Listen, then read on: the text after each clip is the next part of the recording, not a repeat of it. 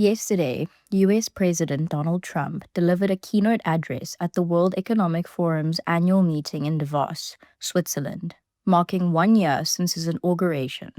Speaking to global business and political leaders, Trump claimed the US was in the midst of a rapid economic turnaround, citing lower inflation, faster growth, record market highs, and a surge in investment commitments. He attributed the shift to his agenda of tax cuts, deregulation, tougher border enforcement, tariffs, and an expanded push for cheaper, more reliable energy, including oil, gas, and nuclear. Trump also ranged beyond economics, weighing in on Europe's security, NATO burden sharing, Ukraine, and his call for immediate negotiations to acquire Greenland, stressing he would not use force. Here is President Trump's full address from Davos. Well, thank you very much, Larry. It's great to be back in beautiful Davos, Switzerland, and to address so many respected business leaders, so many friends, few enemies, and all of the distinguished guests. It's a who's who, I will say that. I've come to this year's World Economic Forum with truly phenomenal news from America. Yesterday marked the 1-year anniversary of my inauguration, and today, after 12 months back in the White House, our economy is booming, growth is exploding, productivity is surging, investment is soaring, incomes are rising,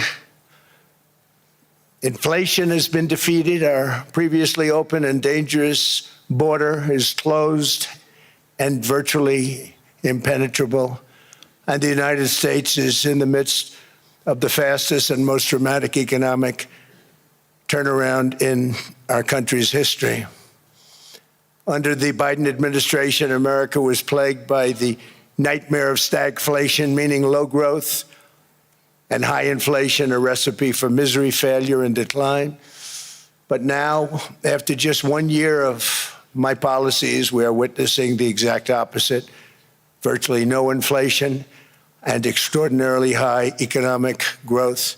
Growth like I believe you'll see very shortly our country has never seen before, perhaps no country has ever seen before.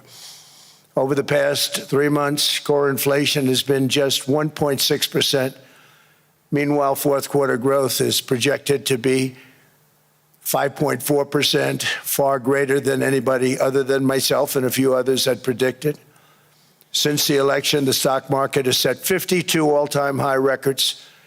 So that's in 1 year, 52 records, adding $9 trillion in value to retirement accounts, 401ks, and people's savings. People are doing very well. They're very happy with me. Since my inauguration, we've lifted more than 1.2 million people off of food stamps, and after 4 years in which Biden secured less than $1 trillion of new investment in our country. Think of that, 1 trillion, substantially less than that. In 4 years, we've secured commitments for a record-breaking $18 trillion, and we think when the final numbers come out, they'll be closer to $20 trillion of investment. That's never been done by any country at any time, not even close. Just over 1 year ago, under the radical left Democrats, we were a dead country. Now we are the hottest country anywhere in the world. In fact, the United States economy is on pace to grow at double the rate that was projected by the IMF just last April. And with my growth and tariff policies, it should be much higher. I really believe we can be much higher than that. And this is all great news, and it's great for all nations. The USA is the economic engine on the planet, and when America booms, the entire world booms. It's been the history. When it goes bad, it goes bad. You all follow us down, and you follow us up, and we're at a point that I don't believe we've ever been. I never thought we could do it this quickly. My biggest surprise is I thought it would take more than a year, maybe like a year and 1 month. But it's happened very quickly. This afternoon, I want to discuss how we have achieved this economic miracle, how we intend to raise living standards for our citizens to levels never seen before, and perhaps how you too and the places where you come from can do much better by following what we're doing, because certain places in Europe are not even recognizable, frankly, anymore. They're not recognizable. And we can argue about it, but there's no argument. Friends come back from different places. I don't want to insult anybody and say I don't recognize it. And that's not in a positive way. That's in a very negative way. And I love Europe, and I want to see Europe go good, but it's not heading in the right direction. In recent decades, it became conventional wisdom in Washington and European capitals that the only way to grow a modern Western economy was through ever-increasing government spending, unchecked mass migration, and endless foreign imports. The consensus was that so-called dirty jobs and heavy industry should be sent elsewhere, that affordable energy should be replaced by the Green New Scam, and that countries could be propped up by importing new and entirely different populations from faraway lands. This was the path that sleepy Joe Biden administration and many other Western governments very foolishly followed, turning their backs on everything that makes nations rich and powerful and strong. And there's so much potential in so many nations. The result was record budget and trade deficits and a growing sovereign deficit driven by the largest wave of mass migration in human history. We've never seen anything like it. Quite frankly, many parts of our world are being destroyed before our very eyes, and the leaders don't even understand what's happening. And the ones that do understand aren't doing anything about it. Virtually all of the so-called experts predicted my plans to end this failed model would trigger a global recession and runaway inflation. But we have proven them wrong. It's actually just the opposite. In 1 year, our agenda has produced a transformation like America has not seen in over 100 years. Instead of closing down energy plants, we're opening them up. Instead of building ineffective, money-losing windmills, we're taking them down and not approving any. Instead of empowering bureaucrats, we're firing them, and they're going out and getting jobs in the private sector for 2 and 3 times what they were making in government. So they started off hating me when we fired them, and now they love me. Instead of raising taxes on domestic producers, we're lowering them and raising tariffs on foreign nations to pay for the damage that they've caused.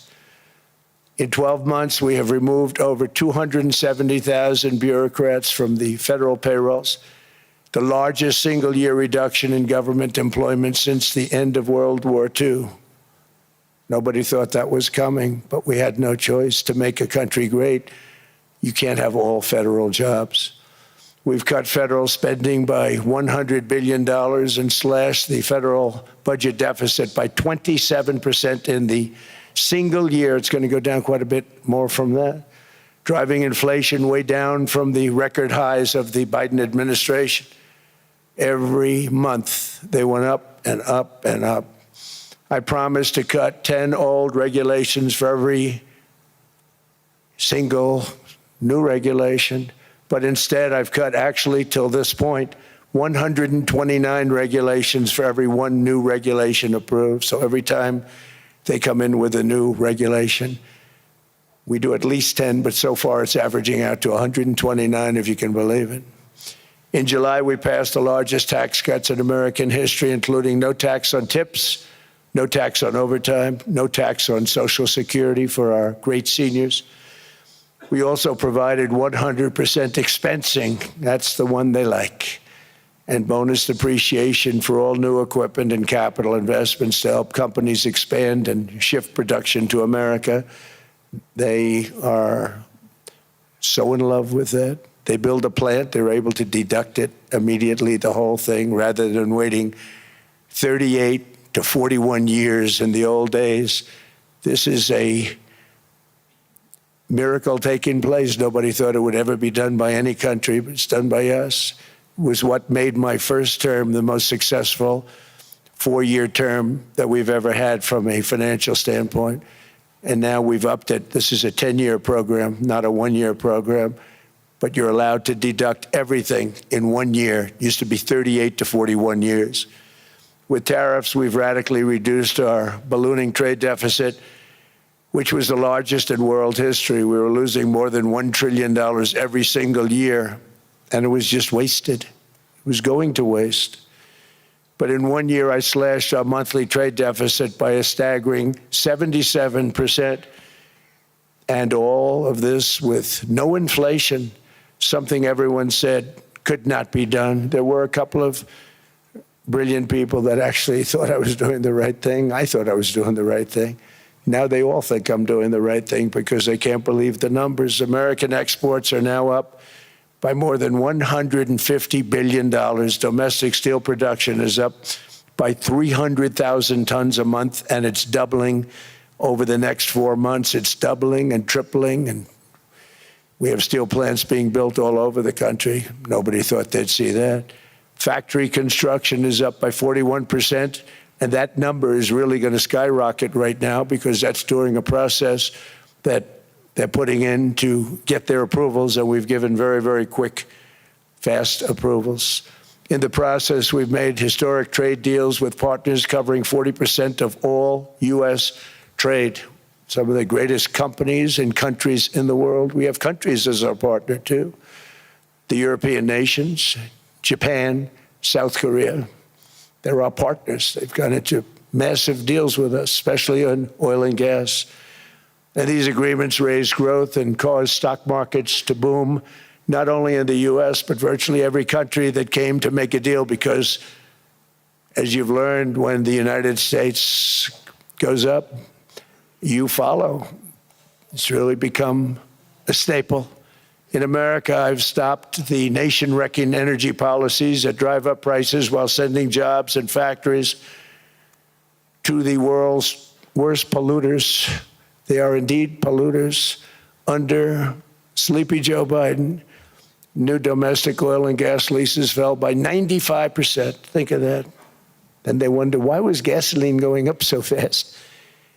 The gasoline actually topped $5 a gallon, and some places $7 a gallon, and more than 100 major power plants were violently shut down by incompetent people that had no idea what the hell they were doing. Under my leadership, U.S. natural gas production is at an all-time high by far. U.S. oil production is up by 730,000 barrels a day, and last week we picked up 50 million barrels from Venezuela alone. Venezuela has been an amazing place for so many years, but then they went bad with their policies. 20 years ago, it was a great country, and now it's got problems, but we're helping them. And those 50 million barrels, we're going to be splitting up with them, and they'll be making more money than they've made in a long time. Venezuela is going to do fantastically well. We appreciate all of the cooperation we've been giving. We've been giving great cooperation. Once the attack ended, and they said, let's make a deal. More people should do that. But Venezuela is going to make more money in the next 6 months than they've made in the last 20 years. Every major oil company is coming in with us. It's amazing. It's a beautiful thing to see. The leadership of the country has been very good. They've been very, very smart. The price of gasoline is now below $2.50 a gallon in many states, $2.30 a gallon in most states. Then we'll soon be averaging less than $2 a gallon. In many places, it's already down even lower, $1.95 a gallon. Numerous states are at $1.99, numbers that nobody has heard for years. Actually, since my last administration, we got it down to around those numbers. I've signed an order directing and approval of many new nuclear reactors. We're going heavy into nuclear. I was not a big fan because I didn't like the risk, the danger. But they have the progress they've made with nuclear is unbelievable, and the safety progress they've made is incredible. We're very much into the world of nuclear energy, and we can have it now at good prices and very, very safe. And we're leading the world in AI by a lot. We're leading China by a lot. I think President Xi respects what we've done, in part because I've allowed these big companies building these massive buildings to build their own electric capacity. They're building their own power plants, which when added up is more than any country anywhere in the world is doing. I read recently an article in the Wall Street Journal that China's creating so much energy, and they are. I got to hand it to them. But we're creating as much or more, and we're letting them do that. I'm very proud of it. It was my idea. I said, you can't create this much energy. We needed more than double the energy currently in the country just to take care of the AI plants. And I said, we can't do that. We have an old grid system. And I came up with the idea, you know, you people are brilliant. You have a lot of money. Let's see what you can do. You can build your own electric generating plants. And they looked at me. They didn't believe me. All of the names that are, I think, in the room right now, if you want to know the truth, they didn't believe it. And I said, no, you can't. They came back 2 weeks and they didn't have the plant. They said, we thought you were kidding. I said, no, not only am I not kidding, you're going to have your approvals within 2 weeks. I always say nuclear will take 3 weeks. But most aren't going that. They're going oil and gas. They're even going coal in some cases.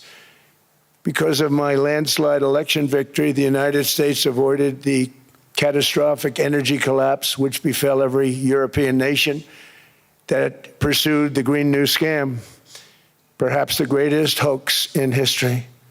The Green New Scam, windmills all over the place, destroy your land, destroy your land.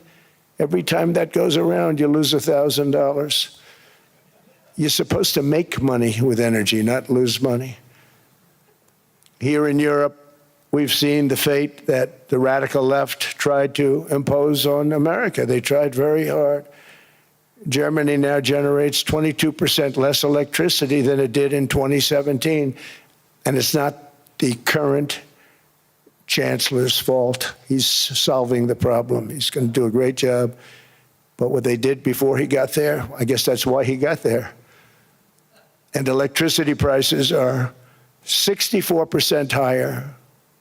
The United Kingdom produces just 1/3 of the total energy from all sources that it did in 1999. Think of that, 1/3. And they're sitting on top of the North Sea, one of the greatest reserves anywhere in the world, but they don't use it.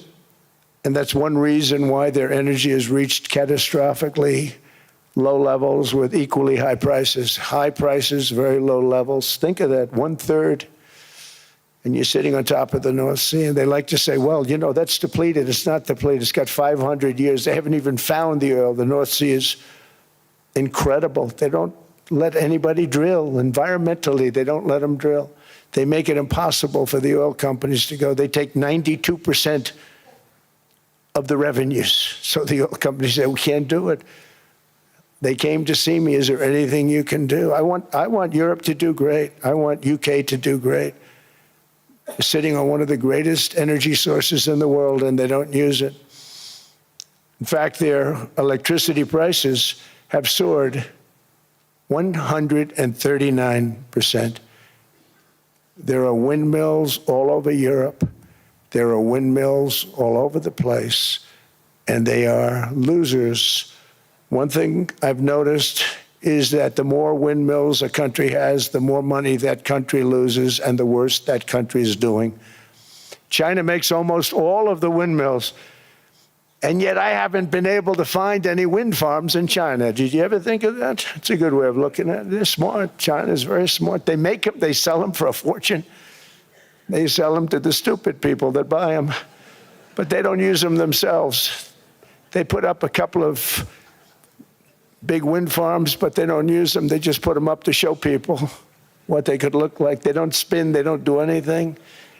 They use a thing called coal, mostly. But China goes with the coal. They go with oil and gas.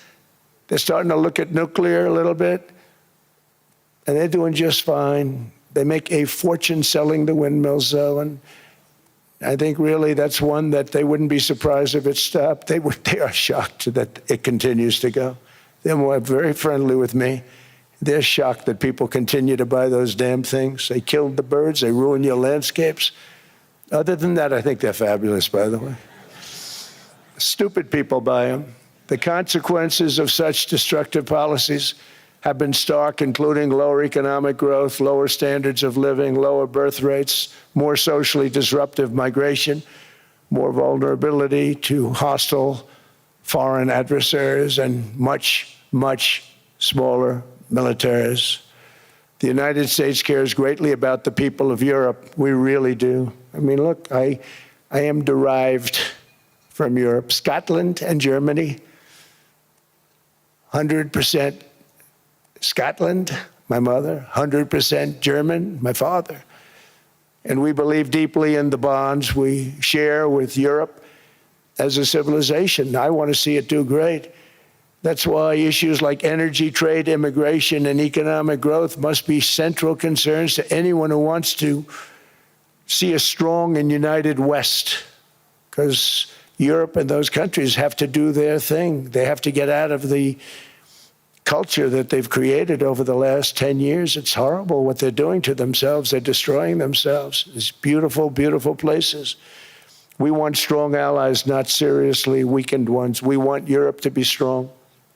Ultimately, these are matters of national security, and perhaps no current issue makes the situation more clear than what's currently going on with Greenland. Would you like me to say a few words of Greenland? I was going to leave it out of the speech, but I think I would have been reviewed very negatively. I have tremendous respect for both the people of Greenland and the people of Denmark, tremendous respect. But every NATO ally has an obligation to be able to defend their own territory. And the fact is, no nation or group of nations is in any position to be able to secure Greenland other than the United States. We're a great power, much greater than people even understand. I think they found that out 2 weeks ago in Venezuela.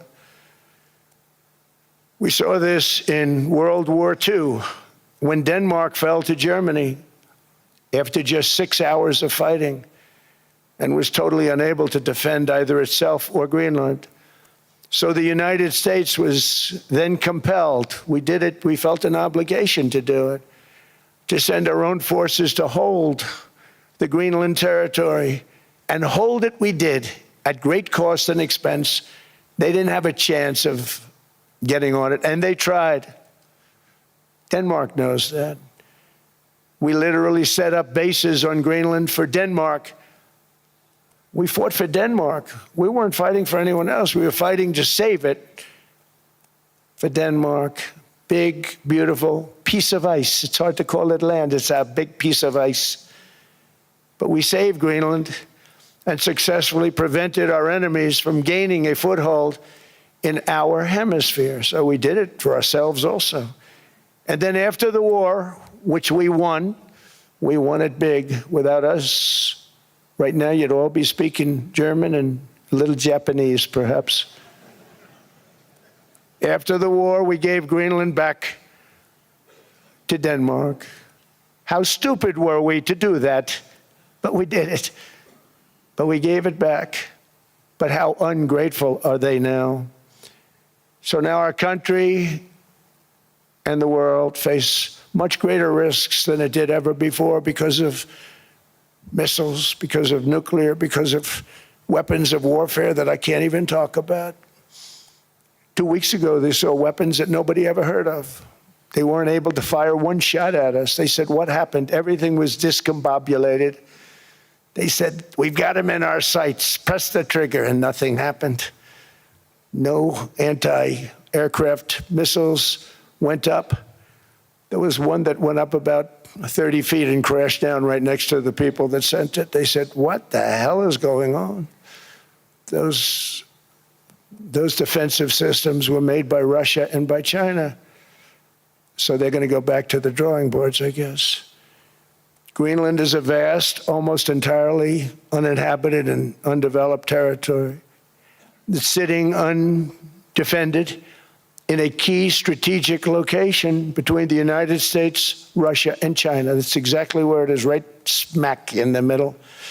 Wasn't important nearly when we gave it back. You know, when we gave it back, it wasn't the same as it is now. It's not important for any other reason, you know, everyone talks about the minerals. There's so many places. There's no rare earth, no such thing as rare earth. There's rare processing, but there's so much rare earth.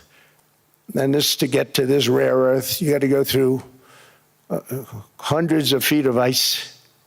That's not the reason we need it. We need it for strategic national security and international security. This enormous unsecured island is actually part of North America, on the northern frontier of the Western Hemisphere. That's our territory. It is therefore a core national security interest of the United States of America. And in fact, it's been our policy for hundreds of years to prevent outside threats from entering our hemisphere, and we've done it very successfully. We've never been stronger than we are now. That's why American presidents have sought to purchase Greenland for nearly 2 centuries. You know, for 2 centuries they've been trying to do it. They should have kept it after World War II, but they had a different president. That's all right. People think differently. Much more necessary now than it was at that time, however. In 2019, Denmark said that they would spend over $200 million to strengthen Greenland's defenses.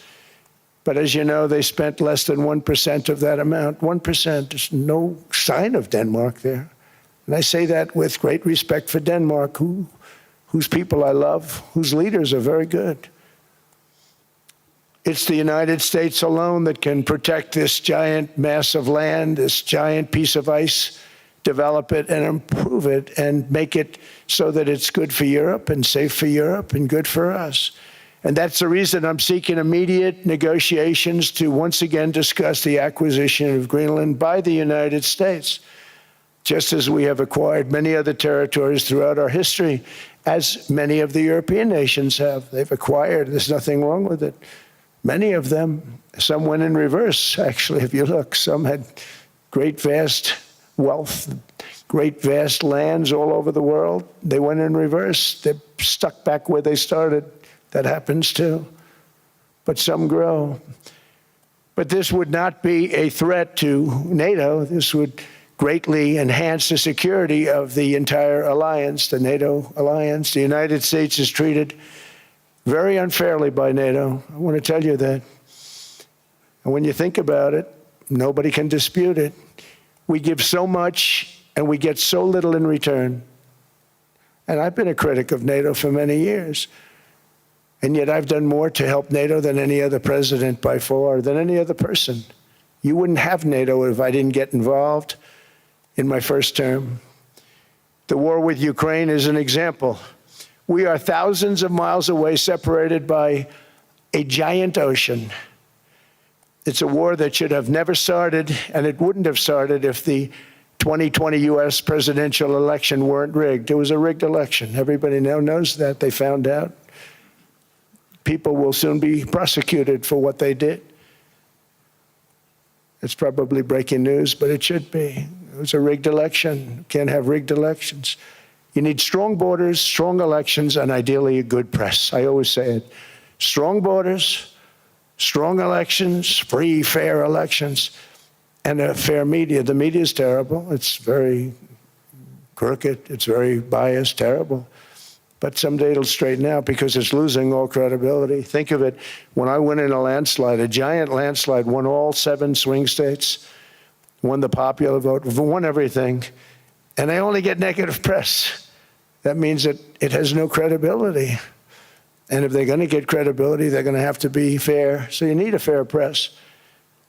But you also need those other elements. And I inherited a terrible, terrible situation. If you look, the border was open. The inflation was raging. Everything was bad with the United States when I came into office. But I also inherited a mess with Ukraine and Russia, something that would have never happened. And I know Putin very well. He and I would discuss Ukraine. It was the apple of his eye, but he wasn't going to do anything. I said, Vladimir, you're not doing it. He would never have done it. It was terrible what happened. I could see it happening, too. After I left, I could see it happening. Biden had given Ukraine and NATO $350 billion, a staggering sum, $350 billion. I came in, and just like the southern border, just like inflation, just like our economy, I said, wow, this place is in trouble, meaning our country. All of these things were out of control. But the border was out of control. We fixed it with the strongest border anywhere in the world. And I've now been working on this war for 1 year, during which time I settled 8 other wars. India, Pakistan. I settled other wars that were Vladimir Putin called me, Armenia, Azerbaijan. He said, I can't believe you settled that one. They were going on for 35 years. I settled it in 1 day. And President Putin called me. He said, you know, I can't believe I've worked on that war for 10 years trying to settle it. I couldn't do it. I said, do me a favor, focus on settling your war. Don't worry about that one. What does the United States get out of all of this work, all of this money, other than death, destruction, and massive amounts of cash going to people who don't appreciate what we do? They don't appreciate what we do. I'm talking about NATO, I'm talking about Europe. They have to work on Ukraine. We don't. The United States is very far away. We have a big, beautiful ocean separating us. We have nothing to do with it. Until I came along, NATO was only supposed to pay 2% of GDP, but they weren't paying. Most of the countries weren't paying anything. The United States was paying for virtually 100% of NATO. And I got that stopped. I said, that's not fair. But then, more importantly, I got NATO to pay 5%, and now they were paying, and now they are paying. So something nobody said was possible.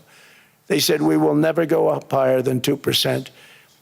But they went to 5%, and now they're paying the 5. They didn't pay the 2, and now they're paying the 5.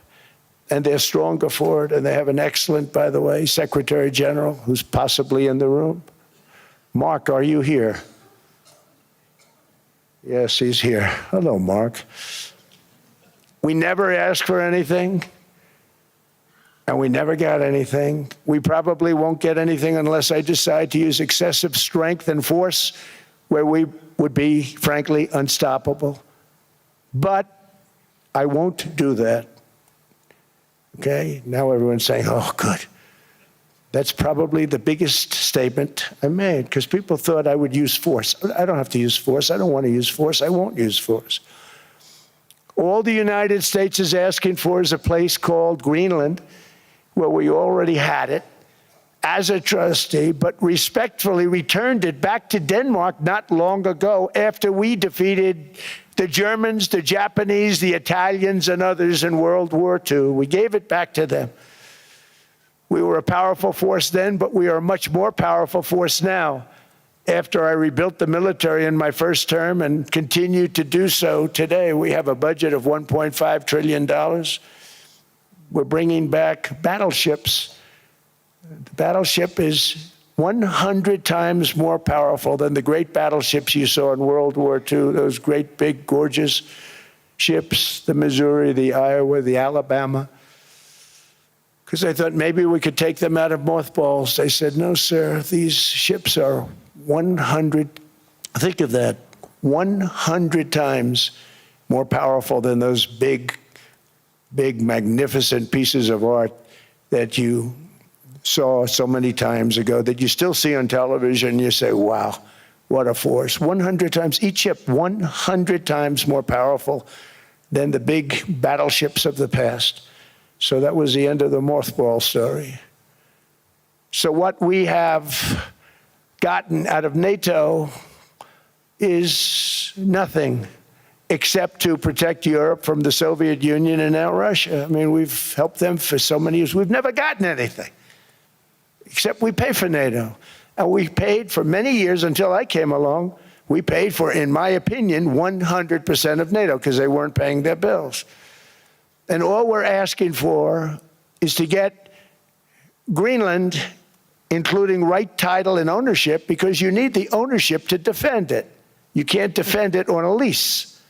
Number one, legally it's not defensible that way, totally. And number two, psychologically, who the hell wants to defend a license agreement or a lease, which is a large piece of ice in the middle of the ocean where if there is a war, much of the action will take place on that piece of ice. Think of it. Those missiles would be flying right over the center of that piece of ice. All we want from Denmark for national and international security and to keep our very energetic and dangerous potential enemies at bay is this land on which we're going to build the greatest golden dome ever built. We're building a golden dome that's going to, just by its very nature, going to be defending Canada. Canada gets a lot of freebies from us, by the way. They should be grateful also, but they're not. I watched your prime minister yesterday. He wasn't so grateful. But they should be grateful to us. Canada lives because of the United States. Remember that, Mark, the next time you make your statements. What we did for Israel was amazing, but that's nothing compared to what we have planned for the United States, Canada, and the rest of the world. We are going to build a dome like no other. We did it for Israel. And by the way, I told Bibi, stop taking credit for the dome. That's our technology. That's our stuff. But they had a lot of courage, and they were good fighters, and they did a good job, and we wiped out the Iran nuclear threat like nobody can believe. Nobody's ever seen anything like it. That, Venezuela, taking down Soleimani, wiping out al-Baghdadi when he tried to reinstitute ISIS. We did a lot. I did a lot of big things, all perfectly executed. Everyone was perfectly executed. Somebody told me that, a military expert told me, sir, everything you've done has been perfectly executed. I said, I know. So other presidents have spent, whether foolishly or not, trillions and trillions of dollars on NATO and gotten absolutely nothing in return. We've never asked for anything. It's always a one-way street. Now they want us to help them with Ukraine. And let me say, we're going to. I'm really helping, not even them. I want to see, last week, if you saw, it was 10,000 soldiers, but last month it was 31,000 soldiers died. 31,000. That's this room times, the number of people in this room times 30. Think of it. 30,000 soldiers died in 1 month. The month before it was 27,000. The month before that it was 28,000. The month before that it was 25,000. It's a bloodbath over there. And that's what I want to stop. It doesn't help the United States, but these are souls. These are young people. Look like you, look like some of you right in the front row. They go to war. Their parents are so proud. Oh, there he goes, comes back. 2 weeks later, they get a call, your son's head's been blown off. I want to stop it. It's a horrible war. It's the worst since World War II. They keep going, they'll exceed World War II. The numbers are staggering, how many people they've lost. They don't want to talk about it. Ukraine and Russia lost just tremendous amounts. And I'm dealing with President Putin, and he wants to make a deal, I believe. I'm dealing with President Zelensky, and I think he wants to make a deal. I'm meeting him today. He might be in the audience right now. But they got to get that war stopped because too many people are dying, needlessly dying. Too many souls are being lost. It's the only reason I'm interested in doing it. But in doing it, I'm helping Europe, I'm helping NATO, and I've until the last few days when I told them about Iceland, they loved me. They called me daddy, right, last time. A very smart man said, he's our daddy. He's running it. I was like running it. I went from running it to being a terrible human being. But now what I'm asking for is a piece of ice, cold and poorly located, that can play a vital role in world peace and world protection. It's a very small ask compared to what we have given them for many, many decades. But the problem with NATO is that we'll be there for them 100%. But I'm not sure that they'd be there for us. If we gave them the call, gentlemen, we are being attacked. We're under attack by such and such a nation. I know them all very well. I'm not sure that they'd be there. I know we'd be there for them. I don't know that they'd be there for us. So with all of the money we expend, with all of the blood, sweat, and tears, I don't know that they'd be there for us. They're not there for us on Iceland, that I can tell you. I mean, our stock market took the first dip yesterday because of Iceland. So Iceland's already cost us a lot of money. But that dip is peanuts compared to what it's gone up. And we have an unbelievable future in that stock. That stock market is going to be doubled. We're going to hit 50,000, and that stock market's going to double in a relatively short period of time because of everything that's happening. But this is a good example. After giving NATO and European nations trillions and trillions of dollars in defense, they buy our weapons. We make the greatest weapons in the world, but now we're going to make them faster, much faster. You saw that.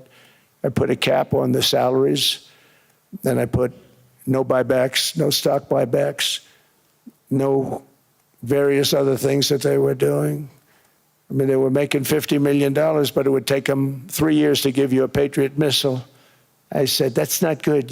My chauffeur can do a better job than that, and he makes slightly less than 50.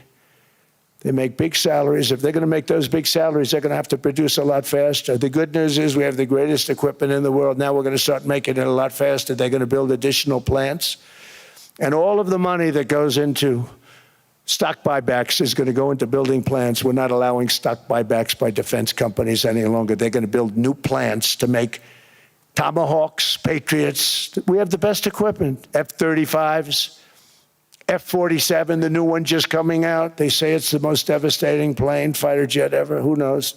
They called it 47. If I don't like it, I'm going to take the 47 off it. I wonder why they called it 47. We'll have to think about that. But if I don't like it, I'm going to take that 47 off. But it's supposed to be the stage 6. It's supposed to be the first stage 6 plane, undetectable, like our B-2 bombers were undetectable. They flew right over Iran. They were undetectable. And they did their job, and they got the hell out of there.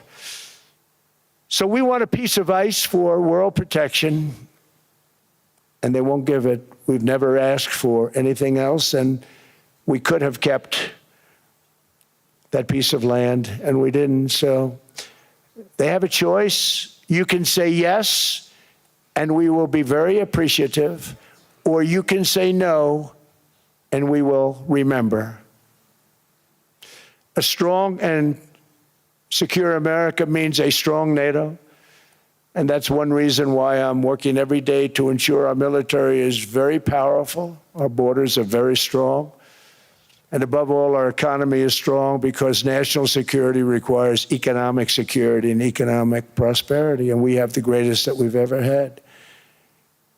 Biden and his allies destroyed our economy and gave us perhaps the worst inflation in American history. They say 48 years, I say forever, but I think 48 years is the equivalent to forever.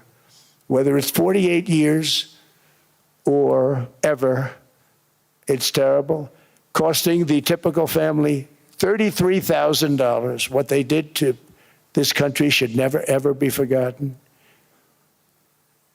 It's early, but he has to be rated as the worst president we've ever had by far. The auto pen did much of the damage. The auto pen, he was the auto pen president, because I don't believe a sane president would have ever signed the kind of things that he signed. But now grocery prices, energy prices, airfares, mortgage rates, rent, and car payments are all coming down, and they're coming down fast. We inherited a mess, but we've done a hell of a job in 12 months.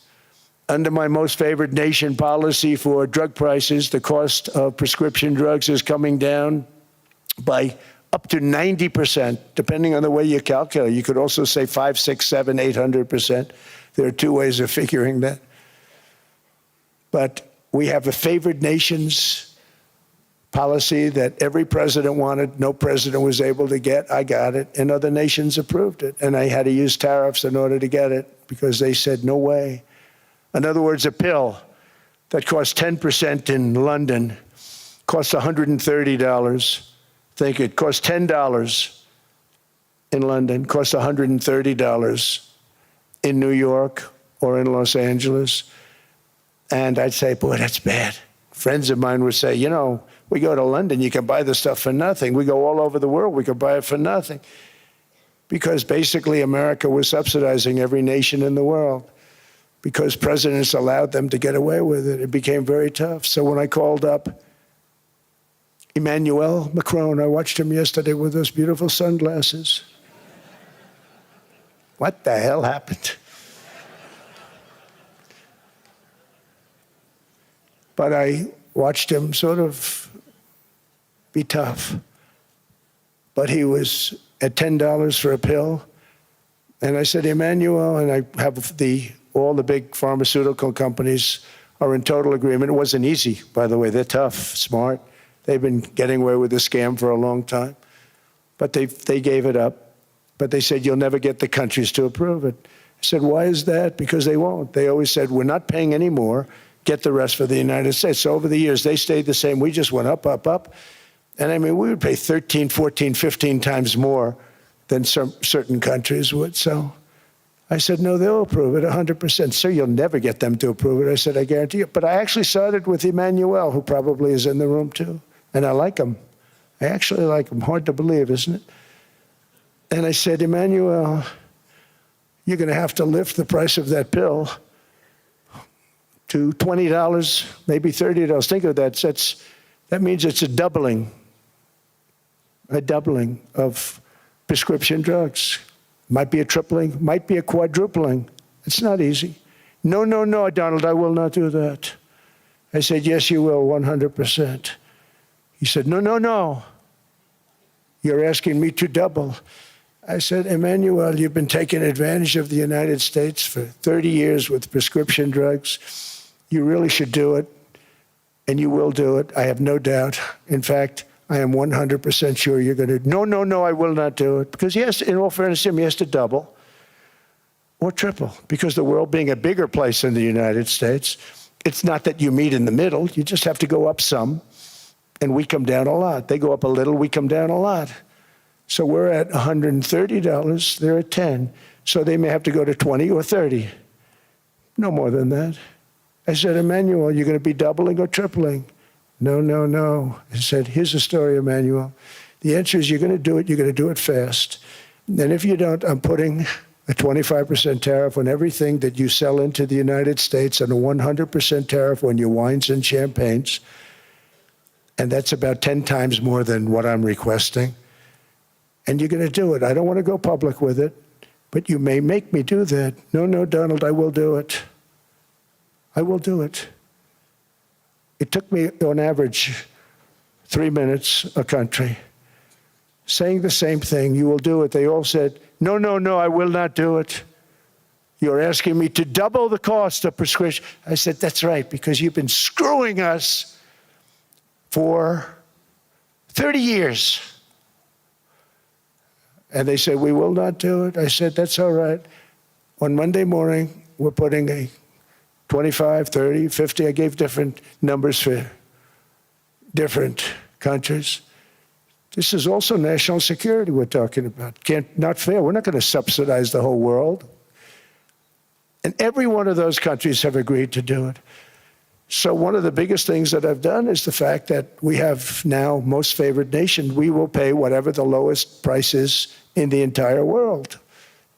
So our drug prices are going to be coming down by staggering 90%. Again, you could say 1,000%, 2,000%. Depends on the way you want to figure it, but we'll go with the way the fake news likes it better because it sounds, can you imagine a 90% reduction sounds much worse. But drug prices are going to be coming down tremendously in all the nations, and I appreciate them doing it, but they did it. In all fairness, without tariffs, I wouldn't have been able to get it done. After declining $3,000 under Biden, real incomes are up in the United States by $2,000, $3,000, and even $5,000 and more. Home ownership has always been a symbol of health and vigor of American society, but that goal fell out of reach for millions and millions of people in the Biden era because interest rates went up so high. Today, I'm taking action to bring back this bedrock of the American dream. In recent years, Wall Street giants and institutional investment firms, many of you are here, many of you are good friends of mine, many of you are supporters. Sorry to do this, Joe, I'm so sorry. But you've driven up housing prices by purchasing hundreds of thousands of single-family homes, and it's been a great investment for them. Often as much as 10% of houses on the market. You know, the crazy thing is a person can't get depreciation on a house, but when a corporation buys it, they get depreciation. Okay, that's something we're going to have to think about too. I don't know if too many people think about that. You buy a corporation, they buy 500 houses, they buy hundreds of thousands, they buy 500 houses, they can take depreciation. A person sweats and works and buys one house, they can't. But homes are built for people, not for corporations, and America will not become a nation of renters. We're not going to do that. That's why I have signed an executive order banning large institutional investors from buying single-family homes. It's just not fair to the public. They're not able to buy a house. And I'm calling on Congress to pass that ban into permanent law, and I think they will. One of the biggest barriers to saving for a down payment has been surging credit card debt. The profit margin for credit card companies now exceeds 50%, one of the biggest. And they charge Americans interest rates of 28%, 30%, 31%, 32%. Whatever happened to usury? So to help our citizens recover from the Biden disaster, all caused by this horrible precedent, just horrible precedent, I'm asking Congress to cap credit card interest rates at 10% for 1 year. And this will help millions of Americans save for a home. They have no idea they're paying 28%. They go out there a little late in their payment and they end up losing their house. It's terrible. To unleash innovation in savings and financing, I'm also working to ensure America remains the crypto capital of the world. And to that end, last year, I signed the landmark Genius Act into law. Now Congress is working very hard on crypto market structure legislation, Bitcoin, all of them, which I hope to sign very soon, unlocking new pathways for Americans to reach financial freedom. And I did it for two reasons. Number one, I thought it was politically good, and it was. I got tremendous political support. But more importantly, China wanted that market too. It's just like they want the AI. And we've got that market, I think, pretty well locked up. If I didn't do it, you know, Biden was totally against it until before the election when they realized that, you know, there were millions of people voting against him over crypto. And all of a sudden they loved it very much, but it was too late. They blew it. But it is politically popular, but it's much more importantly, we have to make it so that China doesn't get the hold of it. And once they have that hold, we're not going to be able to get it back. So I'm honored to have done it. Finally, I've instructed government-backed institutions to purchase up to $200 billion in mortgage bonds to bring down interest rates. And I'll be announcing a new Fed chairman in the not-too-distant future. I think he'll do a very good job. See, I gave away some of it. I did give that away. So we have something, got something, but somebody that's very respected. They're all respected. They're all great. Everyone that I interviewed is great. Everyone could do, I think, a fantastic job. Problem is they change once they get the job. They do. You know, they're saying everything I want to hear, and then they get the job. They're locked in for 6 years. They get the job, and all of a sudden, let's raise rates a little bit. I call them, sir, we'd rather not talk about this. It's amazing how people change once they have the job, but it's too bad. Sort of disloyalty, but they got to do what they think is right. We have a terrible chairman right now, Jerome Too Late Powell. He's always too late. And he's very late with interest rates, except before the election, he was just fine for the other side. So we're going to have somebody that's great, and we hope he does the right job. Last week, the average 30-year mortgage rate dropped below 6% for the first time in many years. Another major factor in driving up housing costs was the mass invasion of our borders. And I have to say one thing about housing, because nobody ever says this. I am very protective of people that already own a house, of which we have millions and millions and millions. And because we have had such a good run, the house values have gone up tremendously. And these people have become wealthy. They weren't wealthy, they become wealthy because of their house. And every time you make it more and more and more affordable for somebody to buy a house cheaply, you're actually hurting the value of those houses, obviously, because the one thing works in tandem with the other.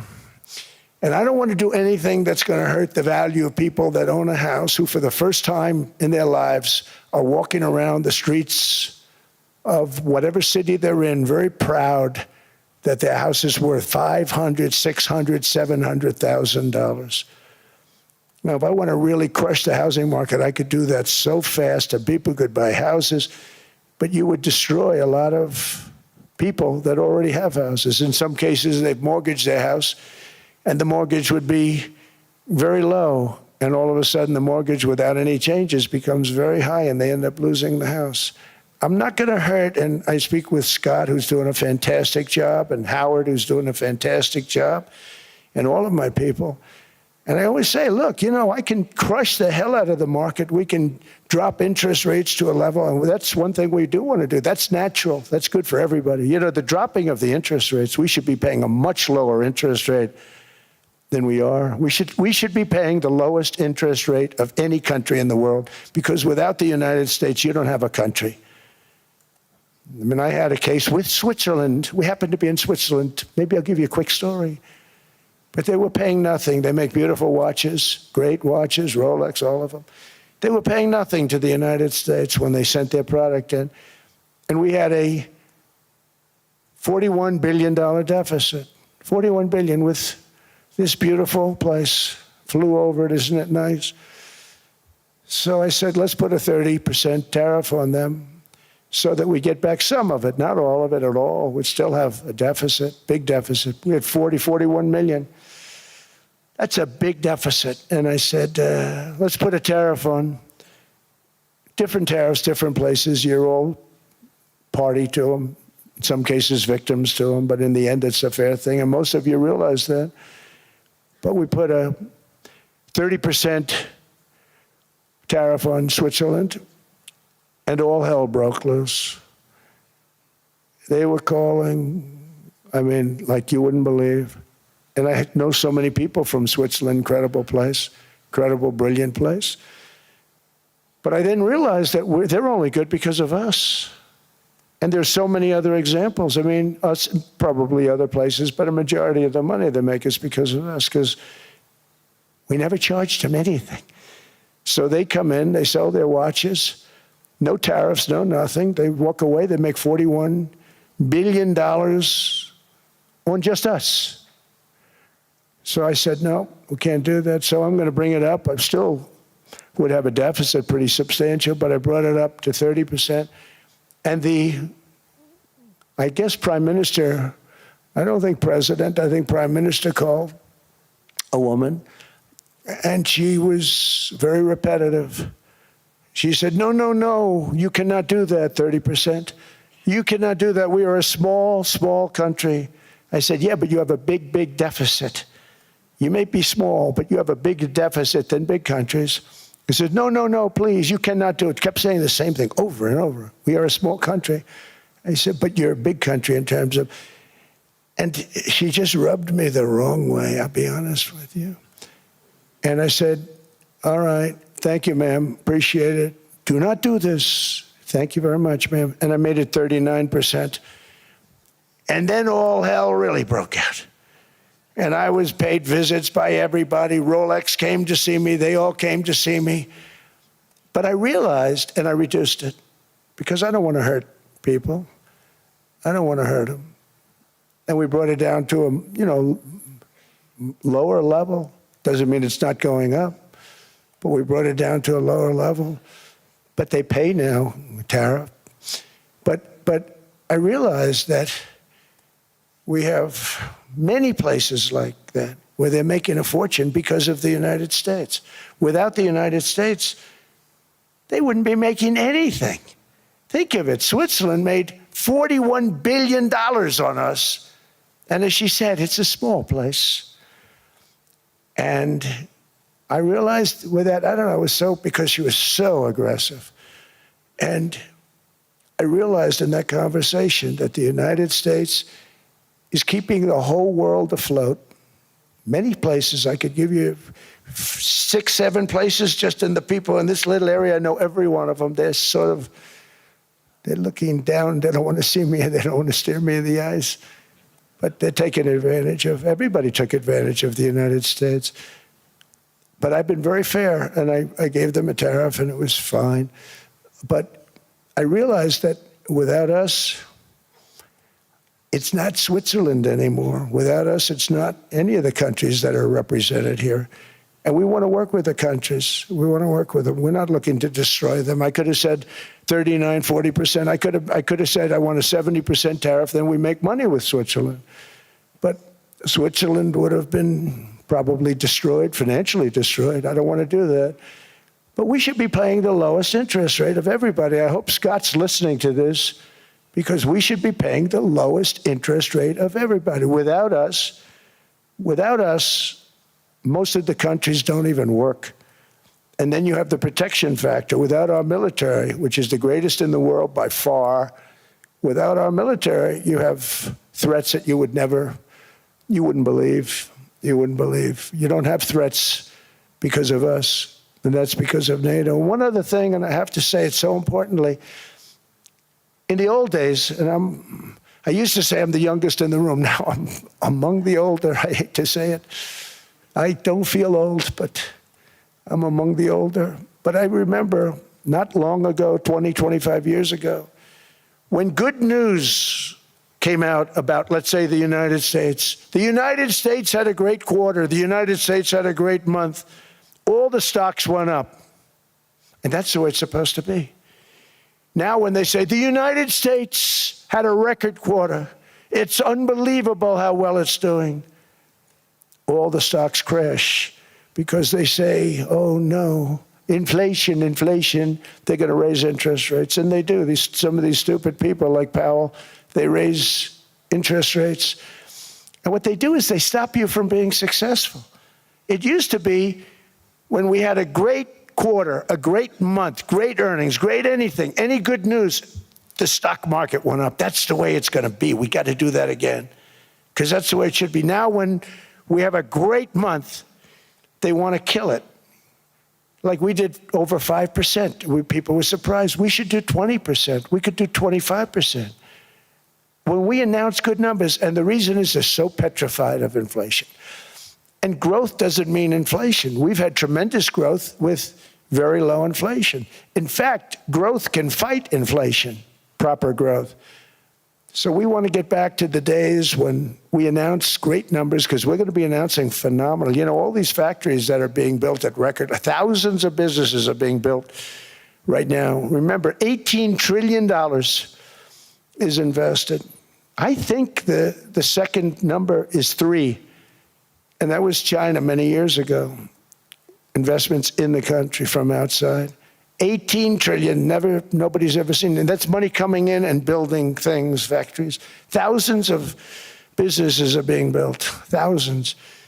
Hundreds of big factories, car plants are moving back to the United States. They're coming in from Canada, they're coming in from Mexico, from Japan. Japan's coming in and building plants here in order to avoid tariffs.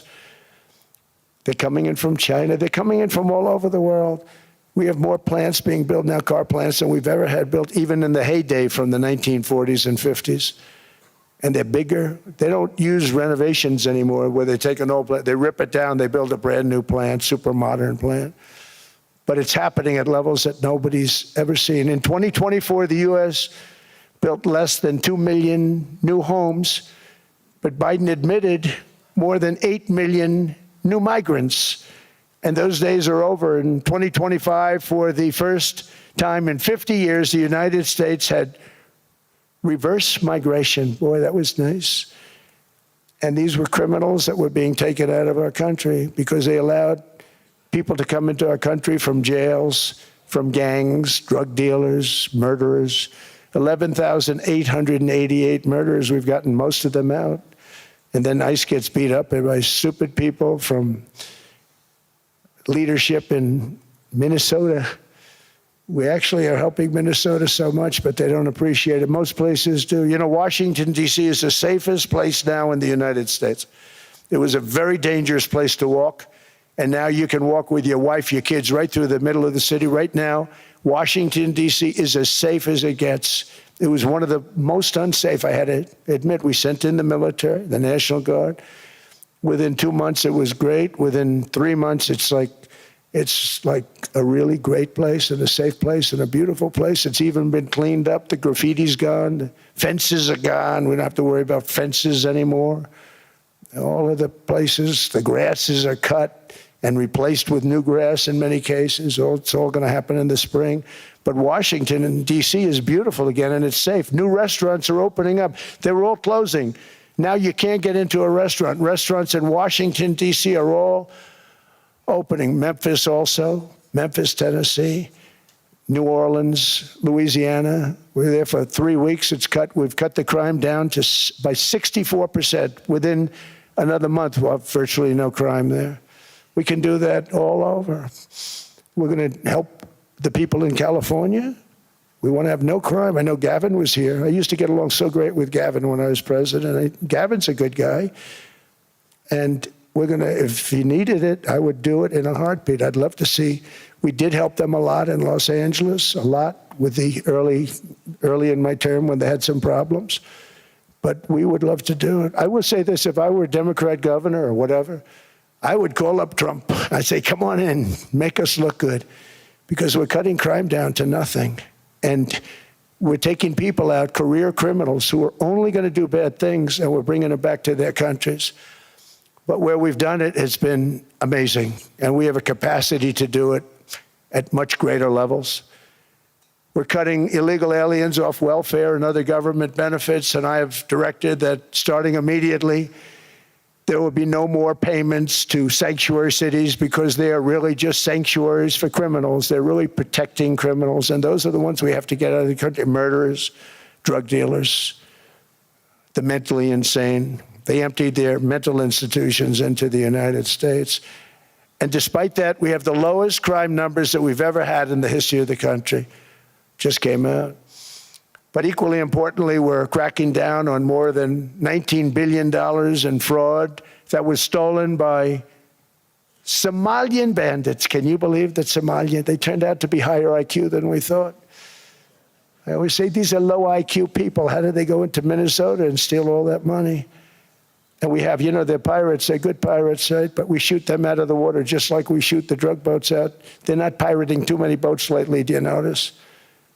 When they go out into those boats, they want to take over $1.5 billion tanker loaded up with oil, and they say, we're going to blow up your boat. They have powerful weapons. You hit the side of the boat, you blow the whole thing up. The insurance companies are petrified, so they say, just give them the boat, we'll give them money instead. And I don't do that. We blow them right the hell out of the water. We see them going out, we blow them out of the water. We don't have any pirates so much anymore. If we do, they won't be there long. We've cut down with the hitting of the boats that are loaded up with drugs, including submarines. Can you believe they actually buy small, they call mini subs, very fast. They're meant for drugs. We've knocked out 2 of them. The Democrats say they were fishing. You have ruined somebody's fishing weekend. I would say a submarine is not a fishing boat. You don't fish. But we've knocked down drugs by water, the oceans, the sea, by 97.2%. Think of that. And I actually say, who the hell are the 3%? Because I would not want to be piloting one of those boats. We knocked them down, and now we're going to start on land. We're going to knock it all out. The land is the easy part. What we did on sea is incredible, and that's our great military. The situation in Minnesota reminds us that the West cannot mass import foreign cultures which have failed to ever build a successful society of their own. I mean, we're taking people from Somalia And Somalia is a failed, it's not a nation. Got no government, got no police, got no military, got no nothing. And then we have this fake congressperson who they just reported is worth $30 million. You believe this? Ilhan Omar, talking about the Constitution provides me. She comes from a country that's not a country, and she's telling us how to run America. Not going to get away with it much longer, let me tell you. The explosion of prosperity and conclusion and progress that built the West did not come from our tax codes. It ultimately came from our very special culture. This is the precious inheritance that America and Europe have in common. We share it. We share it, but we have to keep it strong. We have to become stronger, more successful, and more prosperous than ever. We have to defend that culture and rediscover the spirit that lifted the West from the depths of the Dark Ages to the pinnacle of human achievement. We live in an incredible, changing period. It's an unbelievable time, but we have to take advantage of the time that we're in. In our hands are technologies that our ancestors could scarcely have. I mean, they couldn't have even dreamt some of the things that we see today. And so rapidly they're produced. I mean, AI, 2 years ago, nobody ever heard of the term, and now everybody's talking about it. And it can have some very good purpose. It could also have some dangerous purpose, and for that we have to watch out. But some tremendous things are happening because of it. And we're leading by so much. We're doing so well. But opportunities that are bigger and grander than ever before in human history are right before us. It is the pioneers in this room. Many of you in this room are true pioneers. You're truly brilliant people. Just your ability to get a ticket is brilliant because you have about 50 people for every seat. I don't know what, that's Larry. Everything Larry touches turns to gold. He made this very successful. But you're in this room, and some of you are the greatest leaders anywhere in the world. You're the greatest brains anywhere in the world. And the future is unlimited, and to a large part because of you, and we have to protect you, and we have to cherish you. I always say we have to cherish our brilliant people because there aren't many of them. So together with confidence, boldness, and persistence, let us lift up our people, grow our economies, defend our shared destiny, and build a future for our citizens that is more ambitious, more exciting, more inspiring, and greater than the world has ever seen. We're in a position to do things that nobody else has ever even thought of before. And many of the people in this room are the ones that are doing it, and I want to congratulate you, and I'm with you all the way. You can do things that nobody else can even think about. So I congratulate you on your tremendous success. And the United States is back, bigger, stronger, better than ever before. And I'll see you around. Thank you all very much. Thank you very much.